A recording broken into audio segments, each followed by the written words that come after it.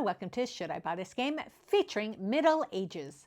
My name is Christine, and in this video I'll give you an overview of how the game is played and then share a few things I may like or dislike about the game to help you decide if you want to add Middle Ages to your collection. This is the game Middle Ages. This game is played over 4 rounds, and at the end of each round we are going to do a bonus card. And these are random and there are other cards to pick from. But for example, this one gives you 2 coins for every area you have in your fiefdom. This one allows you to bring one of your tokens you have in the cemetery back into your fiefdom. This one gives you 1 coin for each farmer. And then this card gives you 2 coins for each market and each barracks you have in your fiefdom. So this here is our fiefdom, and it's divided into different areas. So we have the village or the field, and the field scores 1 point for every farmer, and then 2 points for every field you have, or 2 coins. This is the mill. If you have more mills than your opponents, they would give you 2 coins, and then you also will receive 2 coins for every mill you have. And that's how many tiles you have here in your board. This here is our village. If you have a piece that's in the cemetery, you're allowed to bring it back and add it back into your fiefdom. And then you will receive 2 coins for every village and rampart you have in your fiefdom. This here is our rampart. Here it allows you to use your scout token. And this is this token, and it allows you to place it on any tile that you want going forward. And when you get into that row, then you automatically get that tile. So you can choose ahead which one you would want. It also gives you 2 coins for each field and rampart you have in your fiefdom. This one here is the market. You get 1 coin for every little treasure chest that you have, and then 2 coins for every mill and market tile you have. This is the barracks. So with the barracks, you're going to attack the ramparts. So if you have more barracks than somebody has ramparts, they have to give you 2 coins, and they remove their furthest left piece into their cemetery. Then as well, you get 2 coins for every village and barracks you have in your fiefdom. Here we have the church. This allows you to take one of these coin tokens and add it to the bottom of any of the empty ones you have available, giving you an additional coin when you put a tile in that area. You also get 3 coins for every church you have. And then the last place is the palace, and this allows you to take one of these tokens and add it anywhere. So you could add it here and score for extra coins for whatever part you add when you put, say, a church here. And you can put this on any of them within your fiefdom. So those are the areas we're working with. So up here is where we have our tiles. And on your turn, somebody may be like, I'm going to go for the church, and somebody else may want to go for the rampart. So we'll say we're playing pink. This tile that isn't used gets put away. Now you would put out the number of players plus 1 tile for this game. So that would go out. So because I am next here in line, I get to choose first for the next one. So maybe next time I want to get that palace. So I'd move my token to the palace, and then I move this down here to the ramparts. So I would get to use my scout token. So maybe going forward, I want this mill because it has the 2 treasure chests. So maybe I want to get that, and I would put that there. And then I would score my coins. So I only have 1 right now. I would get 2 coins added to my area.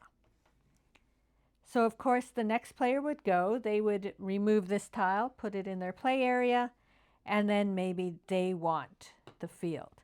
So now we have to refill this area, and what we're doing is we're putting them in numerical order.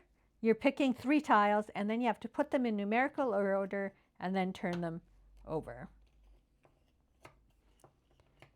And we're working our way down. So in the next round, I've put my piece here.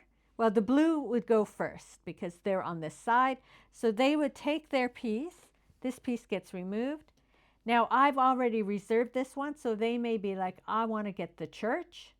And then I would remove my scout token and add my palace. So my palace lets me get another one of those tokens. So I know the next thing I'm going to do is a mill. Do I want to do a mill? I'm just trying to see. Maybe I'll put a field at the mill. So I will get points for every field I have going forward, say. And then since I have one palace, I would gain 3 coins. So now because I'm on this side, I go first. This tile, oh, we have to refresh. So I just randomly choose tiles. I don't think too much about it, but they have to be in numerical order, and we flip them over. So this tile will be removed. Nobody picked it. So I'm going first. I don't have a church yet, so maybe I want a church. So then this tile gets put down here. At this point, my player hasn't received any mills, so they're going to give me 2 coins. And then as well, I get 2 coins for mill and field. I only have 1 mill, so I'm getting 2 coins, but I might give myself a 5 and put 3 back. My opponent goes, and they may be like, I don't have a palace yet, I want a palace. So this will get put into their area. So again, we put out 3 tiles in numerical order and turn them over. And then I'll do this last row here so we can end the round. This tile gets put away. So now I'm going back to the front. Maybe I'll get a field because I don't have one next. And then I put the church down. And so for the church, I'm going to gain that extra coin. So maybe I'll put the extra coin. I want it somewhere where maybe there's multiple things. So maybe I'll put it here. I don't know. And then I receive 3 coins for my church. And then the other opponent will go. Maybe they want to go there. And then this will get refilled. We're always refilling the rows as we go. So, but that was the end of the first round. We went through 4 levels. So we want to come over here, and this bonus gets us 2 coins for each area we managed to get. Now, since I got 4 different areas, I would get a total of 8 coins. So I might put 2 back, and there's also some 10s and 50s in coins as well. And that is basically how the game is played. You're just picking tiles on your turn to build up your fiefdom.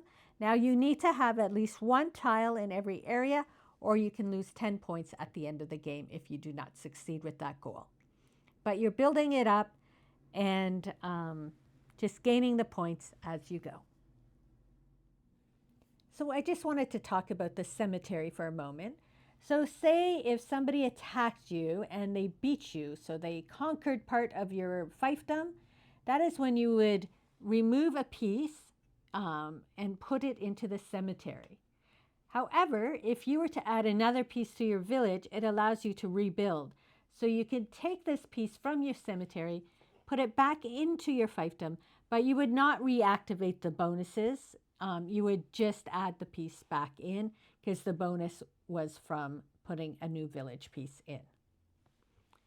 But that is basically how Middle Ages is played. It's pretty straightforward. It plays in about 30 minutes and can play up to 5 people. And one of the things we really enjoy about the game is how all these pieces fit together. It's sort of like a puzzle. And not only they all fit together, but how different each piece is. And so as you're building it up, you can make a really interesting fiefdom. We really like how it looks all put together once you sort of build it up through the rounds. But as I said, it's pretty straightforward. You're just taking your turns, getting pieces, putting them into your fiefdom, and gaining the points at the end. And you can end up gaining quite a few coins between the bonuses at the end of each round and just playing the game. There wasn't anything we really disliked about the game. It's just whether or not this type of game would interest you. But the game itself is a pretty tight game. So let me know if you have played Middle Ages and what you think of this game.